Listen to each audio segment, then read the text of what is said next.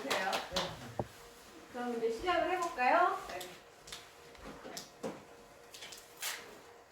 불 좀 꺼주시겠어요? 가능하면 제가 이 월인석보 하고 관련된 여러 가지 이제 자료들을 이렇게 동영상이나 PPT로 보여드리고, 그리고 이제 이 책을 찬찬히 정독해 나가는 방향으로 그렇게 강의를 하도록 하겠습니다. 뒤로 가는 건가 보네. 네. 오늘은 지난번에 세조 임금님에 대해서 우리 공부했었던 거 기억나세요? 그 아버지 4대, 그러니까 5대는 아들 5대가 문종, 6대가 단종, 7대가 세조예요. 그러나 하여튼 그 세조의 아버지 세종. 그러니까 혹시 기억나세요? 세조가 몇 살 살다가 돌아가셨는지? 52세예요. 네. 세종은 54세. 그러니까 이때만 해도 임금님이니까 얼마나 많은 그 좋은 것들을 먹고 이제 몸보신을 하려고 애를 많이 썼겠어요. 그러나 다 50대. 후원하고는 한 50대에 돌아가시던가. 그렇지만 어쨌든 재위 기간은 32년. 길죠. 그래서 생애는 1397년이니까 그 할아버지 이성계가 1392년에 위화도 회군을 해서 그 5년 후란 말이에요. 조선을 세운 지. 그리고 1450년에 이제 그 승하를 합니다. 태조 6년에 3대 태종과 원경왕후의 셋째 아들로 태어나죠. 충녕대군이라고 했죠. 근데 이제 맏아들 양녕대군이 이제 세자였다가 폐위가 되면서 왕세자가 됐고 22살의 나이로 4대 임금이 됩니다. 그리고 이제 31년 6개월 정확히는 정말 뭐 전무후무한 업적을 남기시죠. 자꾸만 뒤로 가네. 네. 무엇보다도 뭐 진짜 세조는 정말 천재 중에 천재였었다고 생각이 들어요. 뭐든지 뭐 무불통지의 임금이었으나 가장 지금 우리에게 기억에 남는 건 집현전을 설치해서 학자들을 키우고, 그 다음에 훈민정음을 창제하고 우리가 공부하는 이 월인석보라는 책, 토대를 마련한 임금으로 우리가 기억을 하고 있죠. 바로 세종 2년에 집현전을 설치합니다. 그래서 인재를 양성을 해요.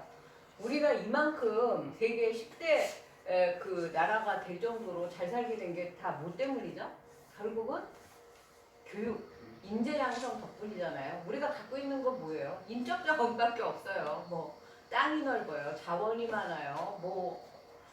세계 유일한 분단 국가에서 정말 이 정도 된다는 게 어떻게 보면 기적이에요. 정말 기적이라고 생각이 들어요. 제가 1989년도부터 외국으로 이렇게 나갔다고 했잖아요. 그때는 한국을 아는 사람이 정말 1000명 중에 1명 있을래나? 그러니까 어쩌다 알아봤자 무슨 태권도, 무슨 박정희, 김일성, 삼성 요 정도 알면 굉장히 많이 알았어요. 노스코리아, 사우스코리아. 그런데 어쨌든 이 조선시대의 세종은 이미 600년 전에 인재를 양성해야 된다. 학문을 진작시켜야 된다. 그리고 유교 국가를 표방하고 나라가 됐잖아요. 그래서 유교 정치의 기반이 되는 의례와 제도를 정비하고 국민이 근본이 되는 정치. 이것도 우리 할 말 많죠. 여기 봉선사는 그 서울시장 투표는 못 하셨겠네요. 서울에 계시는 분들도 계시죠. 저도 투표했습니다. 하여튼 국민을 졸로 보면 안 됩니다. 국민이 근본이 되는 정치를 중요시했다. 그게 훈민정음의 창제다. 문자가 있고 없고 내 의사 표시를 정확하게 할 수 있고 없고가 얼마나 중요한 것인지를 이제 이 훈민정음을 창제한 걸로 그 600년의 역사와 지금의 우리가 증명하고 있는 거죠. 지금도 한문 썼다고 생각해 보세요. 뭐 한문으로 내가 속이 터져라, 뭐 답답해라, 뭐 꽉 채했네 이런 거 한문으로 문장으로 쓰라 그러면 쓸 수 있었겠어요? 아주 뭐 얼씨고 뭐 기뻐라 뭐 이런 말 어떻게 했을 것 같아요? 그거를 한자로 쓰려고 노력했던 게 있죠. 향가. 지금 뭐 암호 해독이잖아요. 아직도 향가는 대충의 뜻만 알지 해독을 못해요. 뭐 한문은 우리가 이제 잘 모른다 치고 그러면 영어 생각해 보세요. 우리 나가보세요. 간판이 전부 다 영어 아니면 다른 나라 외국어지. 그 영어 우리 귀에 박히도록 들었어요. 그 정규 무슨 영어 뭐 학과를 안 갔더라도 최소한 뭐 A, B, C, D 뭐 알아듣고 쓸 줄 알고 그렇게 된지 몇십 년이 지났는데 내가 영어로 말하는 거 자신 있는 사람 있나요? 저는 심지어 외국에서 영어로 가르쳐 보기도 하고 영어로 어쩔 수 없이 이제 그 영어로 된 컴퓨터를 쓰면서 적응하면서 살았지만 지금도 영어를 뭐 하라 그러면 너무 골치 아프거든요. 그리고 우리나라에서 뭐 한국은 처음이지 뭐 이런데 나오는 그 한국어 하는 외국인 보세요. 아무리 오래 살아도 외국인은 외국인일 뿐이죠. 뭐 슈퍼맨이 돌아왔다의 그 샘 해밍턴 얼마나 우리나라 사람으로 아마 귀화했을 거예요. 한국말 엄청 잘한다고 하지만 외국인 치고 잘하네지 한국 사람처럼 잘하는 건 아니거든요. 그렇기 때문에 우리의 말과 글이 우리의 정체성을 대표한다고 할 수가 있는데 그걸 세종이 해낸 거예요. 백성들과의 소통을 바라던 세종의 산물이다. 유교 정치, 자주적인 문화와 융성, 조선시대 정치, 경제, 사회, 문화에 글자를 창제하는 것으로 큰 번영을 가져왔다. 이거는 저는 가끔가다 역사는 되풀이된다고 하잖아요. 이거 왜 제가 거꾸로 누르죠? 복습하세요. 지금의 현재 정치하는 사람들이 제발 이 세종 시대에 이런 것들을 좀 공부 좀 했으면 좋겠어요. 초기에는 불교를 개척했죠. 그래서 오교 구산이라고 하는 그 고려 시대에 5개의 교종과 9개의 선종이에요. 구산 선문이라고 하지 않습니까? 그걸 선종과 교종 2개로 오교 구산을 다 딱 잘라버리고 2개로 이제 통폐합을 한 거예요. 지금으로 치면 축소했고 그렇지만 또 내불당을 즉위하자마자 경복궁에 만들었다고 했잖아요. 그러니까 약간 모순이 되는 거예요. 초기에는 불교를 엄청 배척하는 임금으로 이렇게 나와요. 막 오교구산을 성교 양정으로 만들고 절을 다 폐가시키고 뭐 이런 것들이 나오는데 그러면서 자기가 사는 그 경복궁 궁궐 집에는 절을 짓는. 그러니까 이것도 어떻게 보면 내로남불이라고 할 수 있나요? 요새 그 여당이 욕을 먹는 이유가 국민들한테는 집 하나 가졌다고 그냥 세금을 폭탄으로 때리고 또 집이 없는 사람은 평생 집을 못 사게 하고 뭐 그런 것 때문에 이번에 뭐 어마어마하게 참패를 하지 않았습니까? 그러면서 자기네들은 그 전세값 올릴 거 다 올리고 집도 몇 채씩이나 가지고 있으면서 그거 팔라고 그러면 그냥 그 자리로 그만두고 뭐 이런 것들이 많지 않습니까? 훈민정음 회례본, 사포상절 이런 것들을 편찬하라고 지시를 하고 그리고 자기 스스로도 월인청강직업 우리가 배우는 월인덕보의 월인에 해당되는 그 노래를 짓는 호불군주. 호불은 불교를 좋아하는 군주도 될 수 있고 지키록자를 써서 불교를 지켰던 군주 나중에는 뭐 어마어마한 불교 신자로 돌아가시죠. 그래서 신비스님을 원흉무에 그 해각존자, 해각은 지혜로 깨달은 사람, 거의 그 비로자나 부처님처럼 신비 대사를 이렇게 높이고 그 시호를 아들 문종에게 내려주라는 그걸 유언으로 하고 돌아가실 정도로 어마어마한 불자가 돼서 불교에 귀하고 돌아가시게 되죠.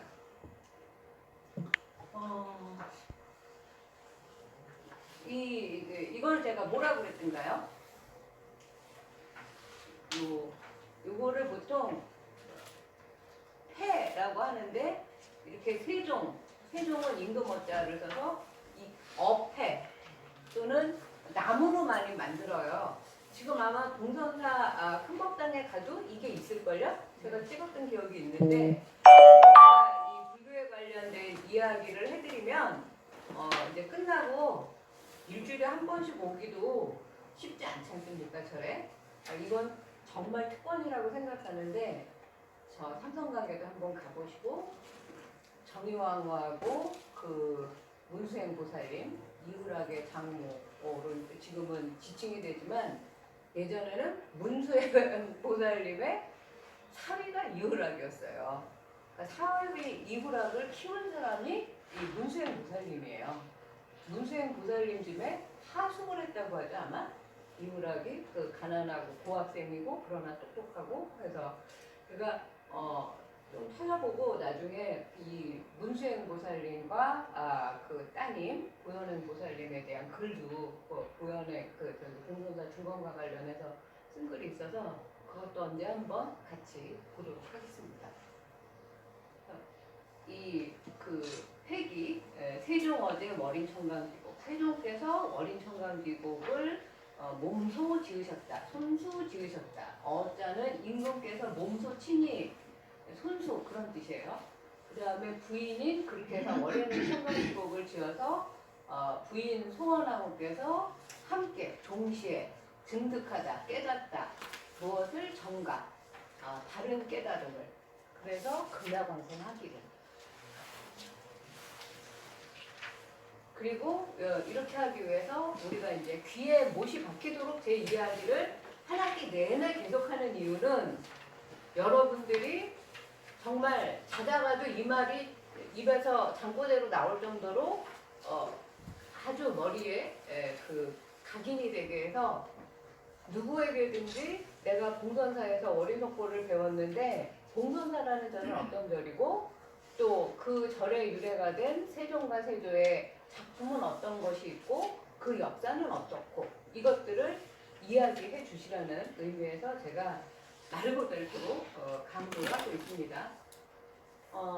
이 월인석보 서문 중에서 저는 이 글이 너무 이제 그 번역이라고 할 것도 없죠. 600년 전에 우리 한글 훈민정음을 이제 현대국어로 바꾼 건데 읽을 때마다 이렇게 뭐라 그럴까 이렇게 가슴이 이렇게 울컥한다고 할까요? 예전 병인년 1446년에 송원왕후께서 이승을 빨리 하직하시니 서울고 슬픔에 쌓여 어찌할 바를 알지 못하고 있음에. 이건 누가? 둘째 아들 수양대군이. 그러니까 여기 이제 그 생략된 게 나 둘째 아들 수양대군이 예전 병인년 1446년에 어머니 송원왕후께서 이승을 그렇게 일찍 하직하시니 정말 서럽고 슬퍼서 어찌할 바를 모르고 있었다. 그때 아버지 수양께서 나 수양대군에게 이르시기를 극락왕생 발언이 경전을 널리 알리는 것만한 것이 없구나. 그러니 네가 석보를 만들어 번역하는 것이 마땅하겠구나. 하고 그 이제 송원왕후를 서로 그리워하는 두 부자가 이런 대화를 주고받고 우리가 공부하고 있는 월인석보의 바탕이 되는 석보강절을 짓기 시작했다는 겁니다. 이게 월인석보 서문에 마치 600년 전에 그 두 사람이 서로 이렇게 눈을 마주보고 대화하는 것이 이렇게 들리는 것 같지 않습니까? 눈앞에 그려지지 않습니까?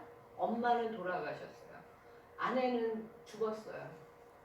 두 그 호랍이자 이제 엄마를 잃은 아들이 서로가 측은했겠죠.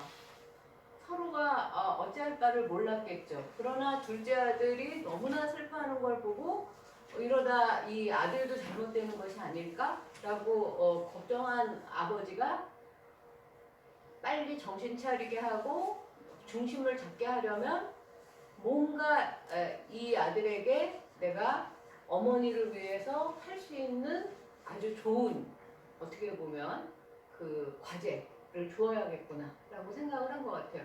그래서 아버지가 굉장히 아들에게 현명했다라는 생각을 저는 하죠.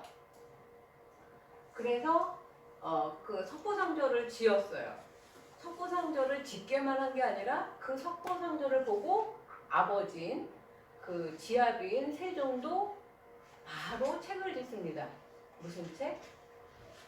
노래책. 월인 청강지곡을 짓습니다. 석고상조를 만들어 이루고 훈민정음으로 번역하여 사람마다 쉽게 알게 하여 진상하니.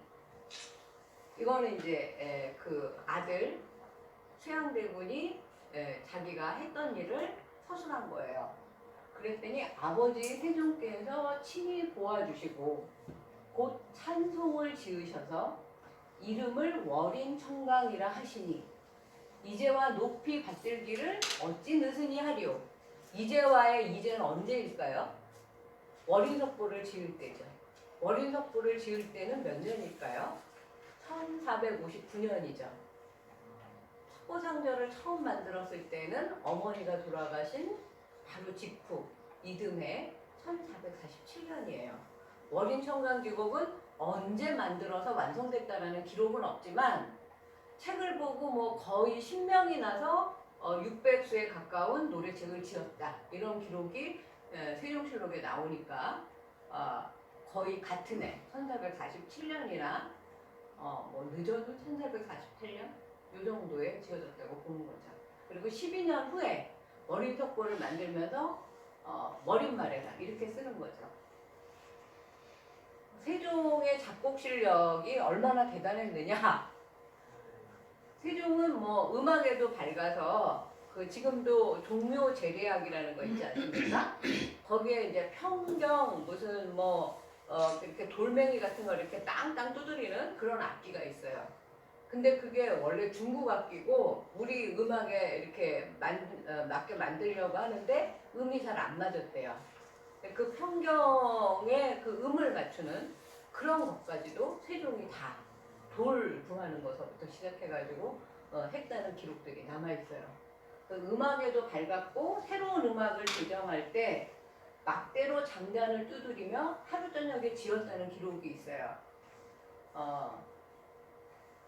저기 임금상자거든요. 임금께서 아주 그 통달하고 그 이제 저기 밝아서 음률에 신학 절주, 그러니까 새롭게 그 음악에 이제 절주, 뭐 마디, 뭐 연주, 뭐 이런 것들을 새롭게 이제 그 다 만들어가지고 근데 어떻게 만들어냈냐? 막대기 장자예요. 그걸 땅을 딱딱 두드리면서 막 한 마디 두 마디를 맞추면서 일성내죠. 그러니까 하루 저녁에 이걸 지었다. 그런 뜻이에요. 그게 세종실록 31년 12월 11일 그 기록에 나오는 거예요. 이게 꼭 월인청강지곡이라고는 써있지 않지만 그렇다면 월인청강지곡도 저렇게 그 금세 쉽게 지었겠구나를 알 수가 있죠. 그걸 어떻게 알 수 있느냐면 제가 요즘에 이제 그 세계문화유산에 우리나라 국악이 하나 들어가 있어요. 그게 뭔지 아세요? 모르시죠? 가곡이라는 건데 가곡 그럼 우리 홍남파의 무슨 뭐 이런 거만 생각하는데 홍남파가 원래 우리나라 국악의 가곡을 배웠었답니다. 그래서 그 이름을 갖다가 이제 서양식 음악을 클래식을 가곡이라고 썼다고 하고 가곡은 제가 이따가 노는 시간에 한번 찾아서 들려드려 볼게요. 그 해어화라는 영화 보셨어요? 혹시 들어보셨어요?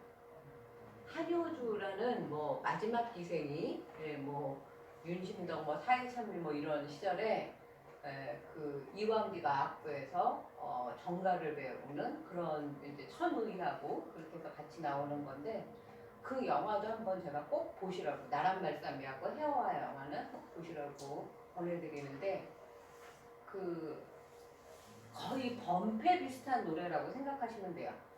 세상에서 제일 느린 노래라고 정의를 하고 한 글자를 가지고 뭐 한 1분씩 끌어요. 이제 무슨 이제 편수대요 뭐 이렇게 해서 뭐라는 뭐 꽃중의 왕이요 뭐 이런 노래가 있는데 제가 그거 이제 지금 연습하고 있으니까 언제 한번 불러드릴 텐데 약간 처음 들으면 굉장히 이거 우리나라 노래 맞아? 그래서 경극에 나오는 노래 아니야? 할 정도로 굉장히 높아요. 그러니까 하루아침에 이 연습해서 되는 노래가 아니에요. 근데 어쨌든 그 노래들이 다 뭐냐면 시조도 그렇고 그러니까 우리가 보통 우리 어렸을 때 예전에 할아버지들이 뭐 목욕탕 같은 데서 막 시조 읊으면서 이렇게 계시고 그런 거 기억나세요? 그 여탕에 있으면 그 남탕에서 할아버지들이 시조 읊으던 소리가 저는 아직도 이제 기억이 나는데 그런 어떤 그 민속음악적인 시조하고 이 정가 발을 정자 노래 갖다 써서 정가는 양반 사대부 뭐 왕실 이런 양반의 노래였어요. 그래서 이제 그 정악 그 소각은 민소각의 줄임말이죠. 그렇게 할 때 이 다 시조가 지금으로 치면 작곡은 똑같아요. 그 가사만 바꾸는 거예요. 노래 가사 바꿔 부르기랑 똑같아요. 그래서 아마 월인청강지곡이나 이 조선시대의 노래가 곡조 있는 기존의 곡조에다가 이 노래 가사만 용비어청가의 그 악보가 지금 남아 있어요. 근데 월인청강지곡의 악보와도 거의 비슷할 거라고 저는 생각을 하고 있어요. 왜냐하면 글자 수가 비슷하거든요. 그런 것들도 이제 앞으로 연구가 되어야 되는데 이렇게 반드시 월인청강지곡이라고 명기하진 않았지만 세종 당시에 기존의 곡조에다가 새로운 가사를 얻는 방식으로 노래를 지었다. 시조도 이렇게 곡조에 노랫말만 수청 부르는 것과 같은 이치이다. 그래서 월인청강지곡은 이렇게 생겼어요. 월인청강지곡 상 그리고 일이 외외 속갑을 무량무병 공덕을 겁겁에 어느가 살바리 기이 세존일 살보리니 말리외 이리시나 눈에 보는가 너기 잡아 효셔 옆에 뭐 이렇게 써 있어요. 무슨 뜻이냐면 높고 높으신 석가모니 부처님의 무량무변한 공덕을 겁이 다하도록 사려도 어느 겁에 어느 그 수많은 세월이 들여도 다 사릴 수 있으리요 없다. 그만큼 부처님의 공덕은 끝없고 무한대이다. 그리고 세존의 일을 지금부터 석가모니의 일대기를 지금부터 말씀드리려고 하니 그 인도와 말리밖에 있는 나라이긴 하지만 바로 눈앞에 있는 것처럼 보시고 굽어 살펴주십시오. 이게 월인청강지곡의 세종이 쓴 그 발원문이죠. 그쵸? 네. 모든 노래랑 책은 다 발원문의 성격을 갖고 있어요. 그래서 이제 월인청강지곡이 원래는 상중하 세 권으로 우리 6.25 전쟁 전에 다 남아있었대요. 근데 전쟁이 끝나고 나니까 중하가 없어지고 상권 하나만 지금 남아있어요. 너무 안타깝죠. 어딘가에 있을 거예요. 그리고 이제 그 뭐 여러 가지 이야기들이 많지만 청주에서 세계 최고로 오래된 금속 활자 뭐가 있죠? 직지, 심체 요절이라고 하고 줄여서 직지가 있는데 그 직지의 원본이 아직 남아있지 않고 흥덕사에 그 지금의 청주 고인세 박물관 자리에 그 기록만이 남아있는 거예요. 그래서 그때 뭐 100억인가 어마어마한 현상금을 걸고 그 직지 찾기 운동을 벌였는데 아직까지 결국 못 찾고 있는데 그걸 빌미로 해서 어떤 일이 벌어졌느냐 하면 전국의 절에 복장품이 전부 다 막 도굴이 되기 시작한 거예요. 그냥 도굴을 하는 게 아니라 제가 요새 이제 그 북한 문화재에도 관심이 있어서 문화재 관련된 공부를 하고 있는데 그 사진들을 보면 그 이제 목불 이제 소조 그 보살상 그 흙으로 만든 거거나 나무로 만든 것들을 거의 빠른 시간에 어쨌든 간에 속에 성과를 거두고 훔쳐서 가야 되니까 거의 다 때려 부셔놓은 거예요. 막 무슨 폭파시킨 것 같이로 아우 막 너무너무 참혹해서 볼 수가 없는데 이제 그걸 뭐 이제 수습해서 복원하고 뭐 이런 그 이제 선생님한테 그런 이제 걸 듣고 있으면 그래서 결국은 이제 상주본 해례본도 그 도굴범 때문에 알려지게 된 그 안동광사에서 뭐 이렇게 가외 수학도 있지만 그 수학을 얻기 위해서 지금 알지 못하는 사이에 사실 절이 다 무방비 상태로 노출되어 있는 거 아닙니까? 그쵸? 부도탑에도 다 그 사리랑 무슨 그 공양부들이 들어있고 사천왕상처럼 커다란데 그런 데에도 다 복장이 들어있어요. 가득 채워가지고.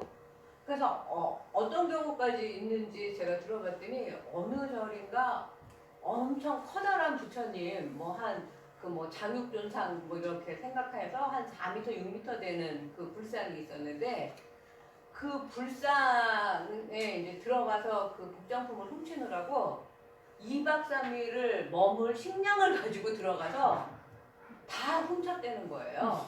그리고 어느 절의 사천왕상은 좀 큰 절이었는데 4톤 트럭으로 6트럭을 훔쳐갔다는 거예요. 근데 밤중에 그 사천왕상은 또 절 그 요사체에서 멀리 있잖아요.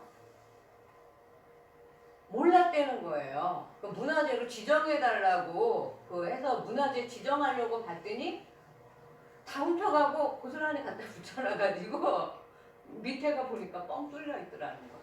뭐 이런 식으로 해서 우리 문화재를 우리가 지켜야 한다. 그래서 마침 이제 어저께 보니까 무슨 뭐 AI 무슨 인공지능 기술을 가지고 멀리서 이렇게 그런 이제 사람이 침입하는 그런 게 있으면 뭐 그 담당자한테도 이렇게 연락이 오고 뭐 이렇게 무슨 뭐 그 태양광인가 뭐 이런 걸로 해가지고 거기에 침범하지 말라는 이렇게 안내 방송이 나오는 그런 기술을 개발했다. 뭐 이런 얘기도 뉴스로 봤어요.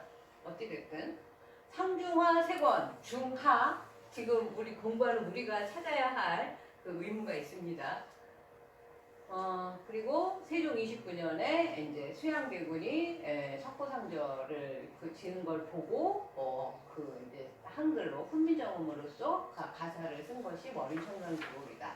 현존하는 건 3권뿐이고 나머지는 머린 석고를 통해서 그 내용을 알 수가 있는데 오늘 공부할 내용이에요. 머린석고 25권에 583수까지 남아있어요. 그러니까 583수인데 그게 끝이 아니에요. 그렇다면 600수가 가깝거나 넘을 수도 있겠구나. 그리고 머린석고가 25권으로 끝이 아니겠구나를 우리가 짐작할 수가 있는 거죠. 그래서 국보가 됐어요. 2017년에. 생각보다 되게 최근에 됐죠. 그러니까 우리 이 한글 훈민정음에 대한 대접이 이런 정도라니까요. 그래서 머린청강기록의 내용은 석가모니의 전생서부터 이제 도솔레이 비람강생 그 조설천에서 내려와서 태어나서 성장 출가 수도하고 깨달음을 얻고 중생을 교화하고 제도하다가 열반 이르기까지 전생애를 노래한 장편 개송 시가집이다. 그래서 의미는 부처가 100억 세계의 화신에서 교화하시는 것이 하늘의 달은 하나이지만 이 지구상의 1000개 만개의 강에 똑같이 도장 찍히는 것처럼 비추는 것과 같은 그런 노래다. 그래서 달월 도장인 청강, 그래서 청강에 달 도장이 찍힌 노래, 그러니까 어린 청강 지곡이라고 하는 거죠. 그러니까 부처의 본체는 하나이지만 100억 세계의 화신으로 나타나서 중생을 교화하는 것과 같이 달이 하늘의 하나이지만 시공을 초월해서 수많은 강에 비치는 것과 같다. 부처님이 태어나신 그 기원전 때도 달은 1000개의 강에 비쳤겠지만 지금 불기 몇 년이죠? 2500 몇 년이죠? 맨날 근데 2500년, 2600년 후에도 여전히 달은 하나이지만 그 시공을 초월해서 우리가 부처님의 진리를 배우고 있지 않습니까? 그렇죠? 그래서 지난번에 잠깐 보여드린 것 같긴 하지만 오늘 좀 자세하게 영능 기억나세요? 영능 세종과 세조의 소원왕후의 합장능이고 혹시 능침사찰은 어느 절인지 기억나세요? 예, 그 이야기도 잠깐 드리겠습니다. 요 영능 그 이제 여기에서는 이제 그 여기 약간 준덕이 있는데 여기 이렇게 명당짜리래요. 그래서 여기 근처에 가서 기도를 하면 굉장히 기도가 잘 들어진다고 합니다. 우리는 이제 조계종에서 제가 강의했다고 하지 않았어요? 그래서 촬영하느라고 여기 올라가서 기도를 하고 선배도 하고 그러고 왔습니다. 너무 아름다워요. 영능은 그 최초 조선 왕릉 최초의 합장능이고 원래는 이제 서초구 요새 그 말도 많고 탈도 많은 오세훈의 내곡동 거기도 굉장히 지금도 그 광평대원의 능이 있고 전국 비구니 회관도 있고 법룡사라는 비구니 사찰도 있어요. 비구니 스님들 헌능에 있었던 것을 이 경기도 여주시 영능으로 옮긴 거예요. 그러니까 지세가 이렇게 층층이 해와 달의 모습을 띠면서 봉황이 날개를 펴고 내려오는 형국이라서 최고의 명당자리라고 하고 광능이 조선 왕조 500년을 지키는 명당자리였다면 이 세종은 100년 의 명당자리라고 그 조선 왕조를 100년을 이어가게 하는 그런 이야기들이 이제 직관들 말로 전해지고 있고요. 이제 이 영능은 또 그 12지 신상을 우리 경주에 왕릉 보면 12지 신상으로 이렇게 부두에서 붙여놓잖아요. 그런 것처럼 이제 그 방위를 표시했는데 한번 왕릉을 만드는데 백성들의 노역이나 그게 굉장히 이제 그 노동력이 많이 필요하고 국가 재정도 남들해서 세종은 이것도 간소하게 하라고 했대요. 그래서 문자로 표현을 했고 또 이제 이런 식으로 해서 여기 북성산 아까 알아봤던 것들이 이제 북성산이죠. 여기 보이는 게 여기가 북성산이에요. 여기 멀리 보이는 게 이게 이제 그 위에서 영릉에서 바라본 이 멀리 북성산. 요새 작년에 또 그 박정희 대통령 때 만들었던 게 오래됐다고 새로 다 이렇게 바꾸고 또 그 사당 같은 것도 잘못 복원됐다고 박정희 시대 때 그래서 그걸 놔두고 또 새로 제대로 된 위치에다가 또 복원을 해놓고 그래서 정말 저는 요새 느끼시는지 모르겠지만 코로나 시대에서 더 그 상대적으로 그런 게 잘 보이는지는 잘 모르겠지만 제 인생에서 꽃이 가장 아름다운 해인 것 같아요. 올해가. 그리고 옛날에는 뭐 진해 분황대나 무슨 뭐 여의도나 무슨 몇 군데밖에 벚꽃이 유명한 데가 없었잖아요. 근데 요새는 거기보다 우리 동네가 벚꽃이 더 아름다운 것 같아요. 근데 오늘 봉선사 오다 보니까 아직 벚꽃이 남아있어요. 우리 동네 벌써 진지 오래됐고 지금 뭐 목련도 다 떨어지고 뭐 남은 꽃이 지금 뭐가 있나? 거의 없고 뭐 비비추 뭐 이런 것들이 막 올라오고 제가 요즘 아침마다 그 이제 만보 걷기를 하는데 거의 꽃 관찰일기를 쓸 지경으로 그 꽃이 매일매일 달라지는 모습이 정말 신비롭더라고요.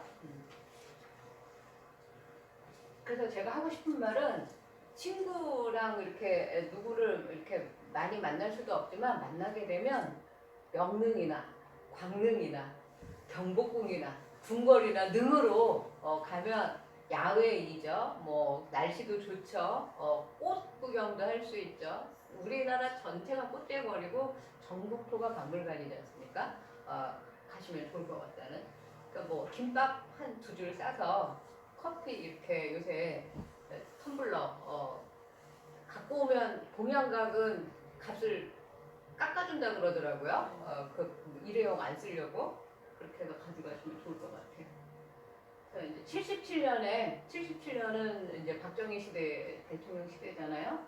2020년에 작년에 수리복원을 해서 재개관을 했고 이제 매년 5월 15일에 세종대왕릉 이제 그 숙모전을 한신일을 기념해서 올리는 제사인데 이래서 스승의 날이 됐다는 그런 걸 알고 계셨어요? 5월 15일이 세종대왕의 탄생일을 기념하는 거래요. 근데 이거는 이제 아주 옛날 1930년대에 이 영릉의 모습이고 이게 북성산이에요. 이거는 뭐 유리 건판 사진이라고 해서 일제 식민지 시대에 그 이제 귀한 사진인데 요새 중앙박물관에서 이렇게 다 다운받아서 우리가 쓸 수 있어요. 한번 중앙박물관 그 들어가셔서 보시면 좋을 것 같아요. 지금은 이렇게 생겼어요. 이거는 제가 찍은 거네요. 그리고 이것도 이제 30년대 영릉이고 지금은 이렇게 정비가 돼 있습니다. 이게 이제 70년, 60년대네. 그 세종문화 큰 잔치가 60년대에도 있었어요. 그러니까 보시면 여기가 영릉인 거 아시겠죠? 이때는 다 올라갈 수 있고 뭐 여기에서 뭐 다 놀 수도 있고 뭐 제가 사실 그 경주나 이런 답사를 많이 다니는데 제가 이제 고려대 대학원에서도 강의를 오래 했는데 그때 한 2000년대예요. 2010년대인가? 하여튼 진평왕릉을 꼭대기까지 걸어서 올라가는 길이 나 있었어요. 그래서 걸어서 올라가서 거기 가서 기념사진도 찍고 그랬는데 이제 요새는 그거 다 이렇게 복원해가지고 이제 못 들어가게 해놨는데 경주에 사는 또 선생님들 말대로 거기에서 어렸을 때 미끄럼 타고 놀았다 그러고 그런단 말이죠. 근데 또 이런 또 정치도 있어야 또 그 추억도 그렇게 있는 것 같기도 해요. 지금은 너무 이제 잘 복원되고 잘 정비를 해놔서 이제 그 박정희 대통령 아닙니까?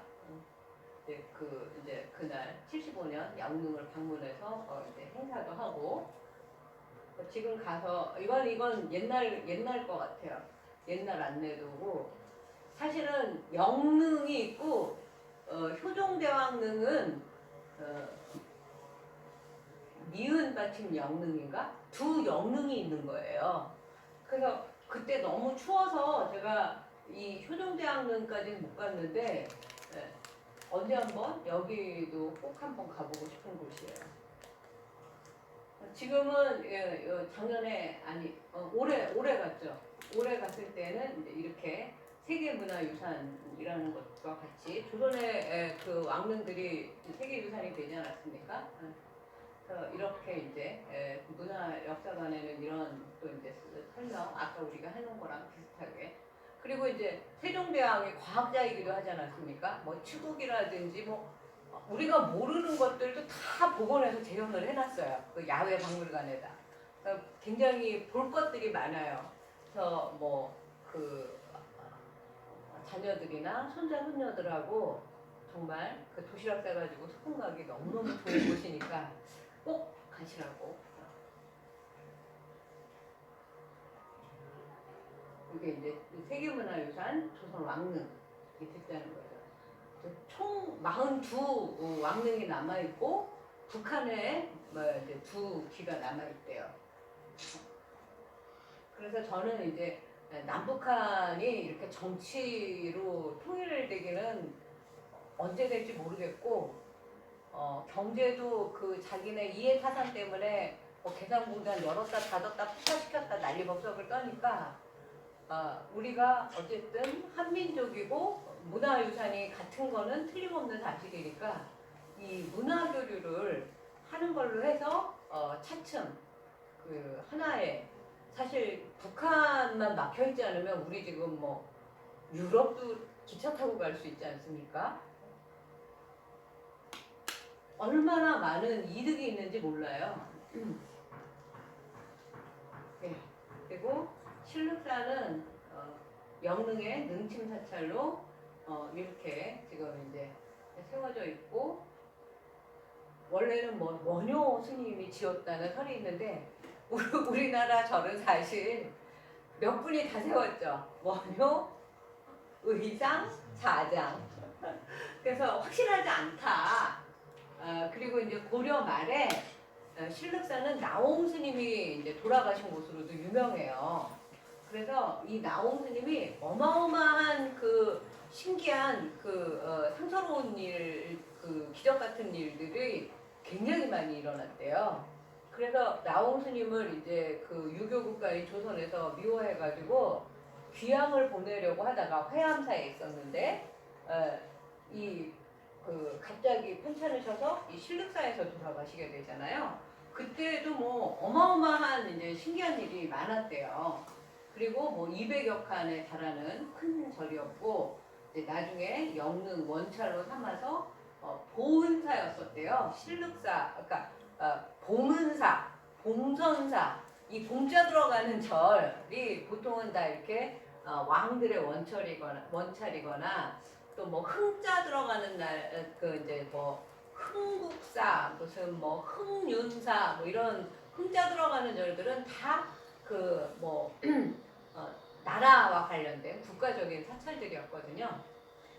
여기에도 보은사, 은혜에 부답한다는 보은사라는 이름이었다가 실륵사라는 이름으로 이제 바뀌게 됐는데 유래가 몇 가지가 있어요. 그러니까 그 나홍 해근이거든요. 나홍 스님의 이름이 해근 스님이기도 한 거예요.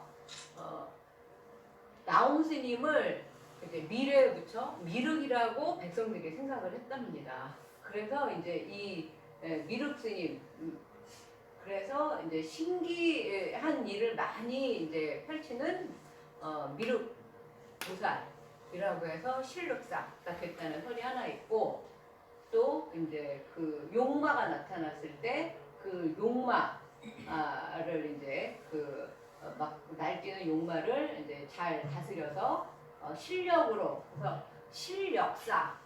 그러니까 미륵도 우리가 할머니들은 미력이라고 하는 거 들어보셨어요? 우리 큰 고모가 그러니까 특히 미륵을 미력이라고 많이 그 방언으로 말씀을 하셨는데, 그래서 실륵사가 됐다라는 그런 이야기. 여러 가지 이제 그 이야기들이 많고, 지금도 가면 엄청 큰 대찰이에요. 중창도 많이 해놨고, 여기에서 나홍 스님이 갖가지 이적을 보이면서 입적을 했기 때문이라고 해요. 뭐 오색 구름이 돌아가셨을 때 산마루를 덮고 구름도 없는 하늘에서 뭐 비가 내리고 수많은 사기가 나왔고, 거기에 가면 나홍 스님 그 부두 탑도 있고 그 이제 비석도 있고 그렇습니다. 그리고 이제 용이 그런 일들을 다 보살폈다는 겁니다. 그래서 이제 부두를 세우고 고려와 함께 대대적인 중창이 이루어졌다는 거예요. 네.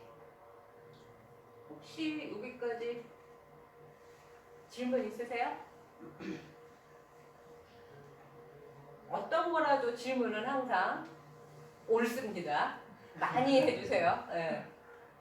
제가 아는 한, 그리고 또 몰라도 어떻게 해서든지 제가 답을 드리도록 할 테니까 어떤 질문이라도 뭐 제가 저는 한 거의 20대 후반에 불교에 입문을 했어요. 그래서 지금 제 그 같이 공부하는 불교 학자들을 보면 굉장히 일찍, 그래도 최소한 뭐 20대 초반 대학교에 들어오면서부터 이 조실 스님이 하는 불경서당에서 공부한 사람들. 그래서 나는 한 10년 정도 공부가 늦었다고 생각을 하고 늘 늦각이라고 생각했는데 이미 저도 지금 30 몇 년 차에 그 이제 불교 학자가 된 거예요. 그래서 이제는 돌아가신 큰 스님들의 이야기도 해드릴 수 있고 제가 배웠던 이야기들도 나눌 수가 있고 또 공부해왔던 것들 제가 어떻게 생각이 바뀌고 인생이 달라지고 어떤 이야기들까지 다 할 수가 있으니까 언제든지 기탄 없이 뭐 개인적으로든 뭐 이렇게 대중에서도 해주시면 감사하겠습니다. 그러면 한 화장실 다녀오시고 11시에 우리